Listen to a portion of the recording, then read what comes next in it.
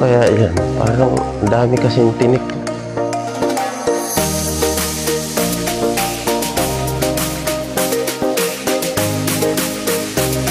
Parang cactus to ah. Ito may bunga.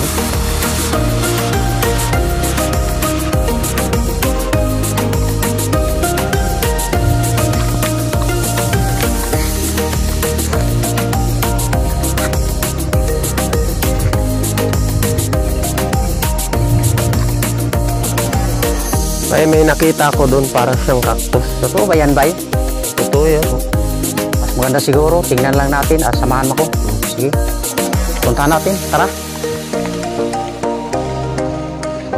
Guys, may nakita yung kasama ko na para daw cactus. Ito, puntahan namin. Siguraduhin ko kung totoo ba yung sinabi niya sa akin. Kita ko na guys, sa malayo guys, para sa cactus talaga. Pero mas maganda siguro lapitan namin.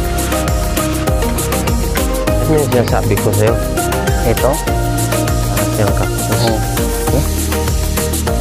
Okay. Ito na guys, dito guys oh, pagtingnan natin guys ano niya sa katawan, cactus talaga guys. Pero pag i-ano natin dito sa taas, hindi pala, para siya ano talaga siya guys, isang dragon fruit guys. Parang hindi ako makapaniwala na dragon fruit pala siya. At saka wag mo yang hawakan, baka ano yan, wala tayong pangbayad kasi wala tayong pera at saka wala tayong pansahod pa.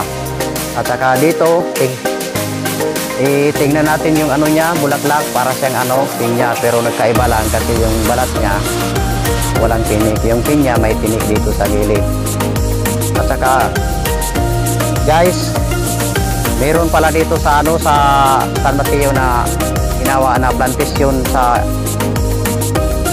isang dragon fruit pala na akala ko wala kasi ngayon lang ako nakakita na meron pala ito dito sa ano, sa road ng San Mateo na dragon fruit. At saka hindi ko na anuhin yung kwento na about sa dragon fruit. At saka ipakilala ko yung kasama ko na si George. So, at saka hindi ko na habain yung ano ko kasi itong na-discovery namin ngayon. So, ano na lang guys, paki-subscribe na lang, paki-TikTok, at saka paki-Facebook, YouTube, paki-share na lang. At saka salamat sa support nyo.